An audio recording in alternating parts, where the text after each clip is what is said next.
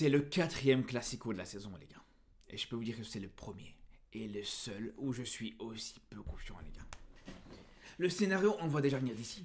On le voit déjà venir d'ici, les gros titres. Le FC Barcelone perd tout en une semaine. Le Barça a tout perdu en l'espace de quelques jours. La semaine noire pour le FC Barcelone, on le voit déjà venir. Comme la saison dernière, les gars. Comme la saison dernière.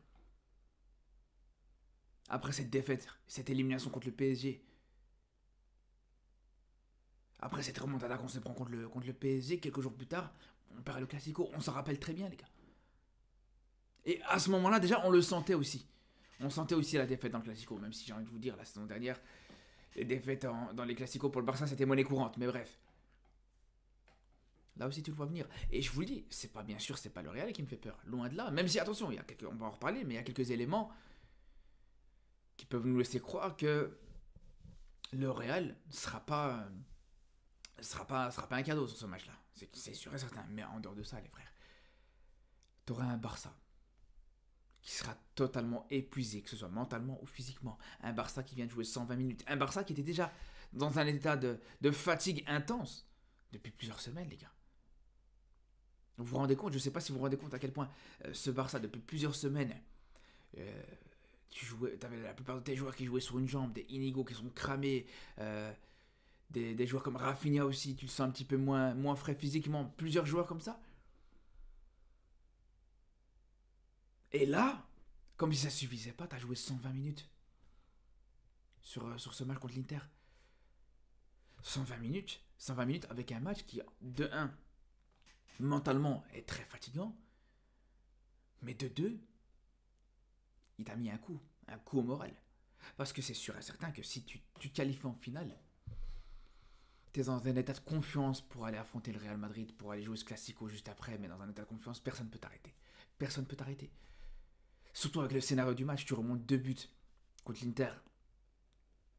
Tu mets le 3-2 et juste derrière, tu arrives à gagner ce match comme c'était presque le cas d'arriver.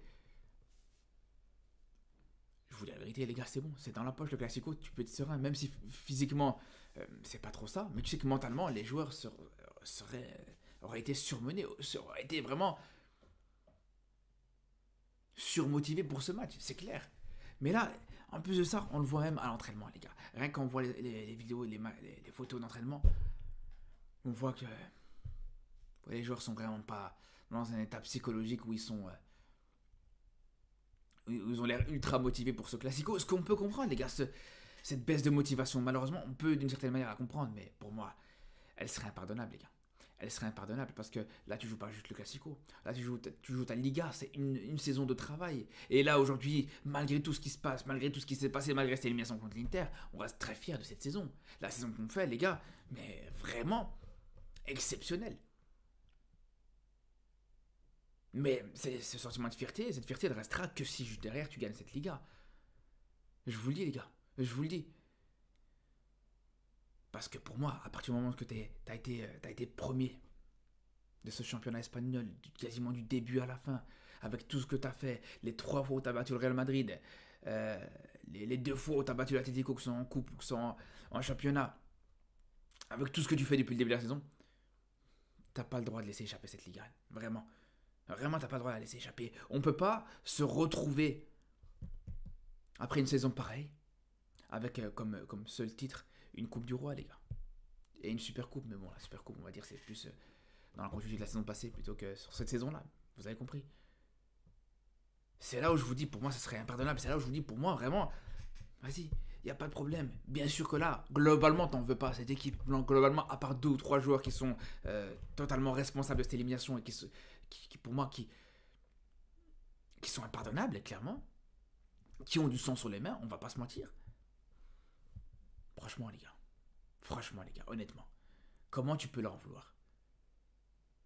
Comment tu peux leur en vouloir, vraiment? Avec la saison qu'ils te font, avec le sentiment de fierté qu'ils t'apportent, alors que, franchement, les gars, on revient au début de saison, c'est pas quelque chose qu'on attendait, les gars. Moi, personnellement, j'étais loin de m'attendre à une saison aussi exceptionnelle.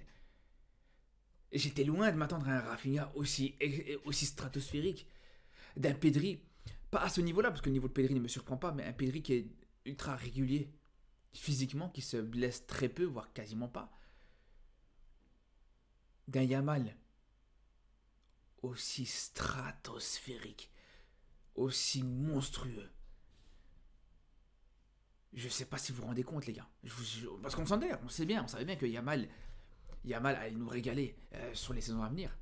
Mais quand là, en une saison, les gars, sur cette saison-là, tout ce qu'a fait Yamal, moi je me suis dit ça allait être ce qu'il allait faire sur les 3, 4, 5 prochaines saisons, les gars. Mais en une saison, tout ce qu'il a condensé comme chose exceptionnelle qu'il a fait. Il marque dans des classicos, il est décisif dans des classicos, il est décisif en Ligue des Champions, il te porte le Barça en demi-finale de Ligue des Champions. Non.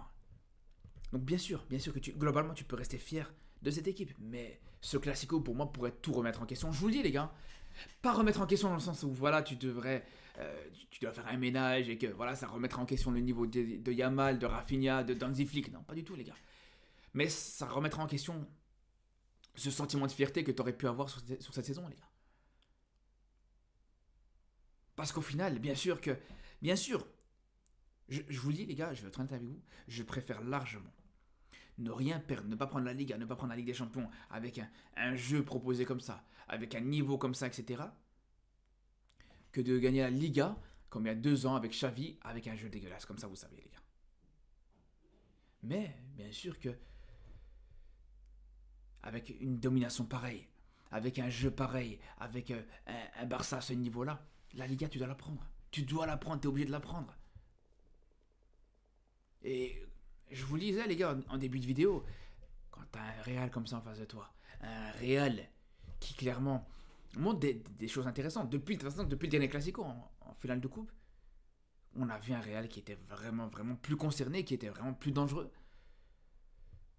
qui était plus solide défensivement, qui offensivement montrait aussi des choses dangereuses sur corner, etc., sur coup de pied arrêté. Et surtout, pour moi, il y a un joueur sur ces dernières semaines, côté Real Madrid, qui fait la différence. Un joueur qui vraiment apporte une vraie plus-value à cette équipe madrilène, c'est Arda Güler, les gars. Arda Güler sur ces dernières semaines, pour moi, je vous le dis, les gars, il me rend pas serein. Il me rend pas serein, d'autant plus qu'il jouera encore sur le côté de Gérard Martin. Faut pas l'oublier. Il sera sûrement titulaire d'ailleurs, Arda Güler. Et Gérard Martin pour le coup, parce que Baldi est revenu de blessure, mais ça va être un petit peu juste pour qu'il commence titulaire sur ce match. Les gars, ça va être compliqué. Ça va être compliqué, vraiment, parce que le niveau d'Arda Güler sur ces dernières semaines, son but contre Etafé, son but contre Celta Vigo, ce qu'il fait sur ces dernières semaines, c'est stratosphérique, c'est exceptionnel. Et on le voit même, non seulement il arrive individuellement à être bon, mais je trouve qu'il apporte aussi une plus-value au collectif du Real Madrid, les gars.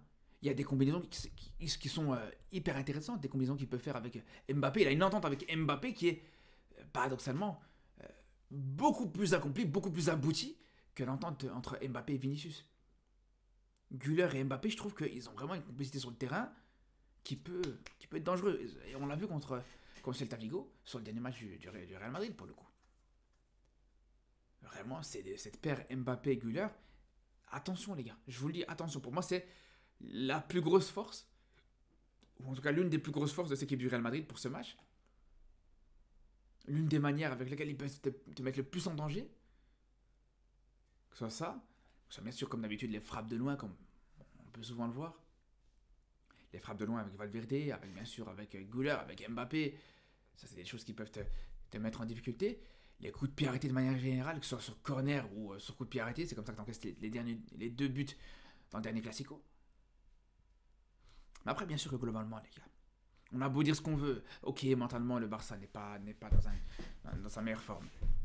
Ok, physiquement, le Barça est très surmené, très surménagé même. Mais on va être honnête, les gars. On va être honnête. Tu dois les taper. Tu restes supérieur à eux, largement supérieur à eux. Et c'est là où vraiment je compte sur cette équipe du Barça pour montrer qu'au final, l'élimination contre l'Inter, c'était juste un accident. Que tu restes quand même compétitif, tu restes quand même à un niveau à l'image de cette saison. Et tu pourrais tout simplement faire quelque chose d'historique, les gars. Avec une victoire là, non seulement tu t'assurais quasiment de gagner cette Liga et ça serait exceptionnel, mais faire le 4 sur 4. 4 classicos, 4 victoires, ça serait tout simplement historique, les gars. Je sais pas si vous vous rendez compte. Enfin, c'est simple, sauf si je me trompe, c'est quelque chose qui est tout simplement jamais arrivé, les gars. Donc c'est pour ça, quand tu as cette opportunité, cette possibilité de le faire. Déjà 4 classicos en une saison, c'est déjà très rare que ça arrive. De voir 4 classicos sur la même saison, ça arrive pas toujours. Et je vous dis, les fois où c'est arrivé, jamais de la vie, les gars, il y a une des équipes, ni le Barça ni le Real, qui a gagné les 4. Donc vraiment, vraiment, ça serait stratosphérique, ça serait exceptionnel, ça serait vraiment historique, comme je vous dis, les gars. Bref, en tout cas, les frères, on se retrouve bien sûr pour ce classico, pour suivre ce match en live comme d'habitude et pour le débrief juste après. Donc je vous dis à très bientôt, les gars, et surtout d'ici là, prenez soin de vous.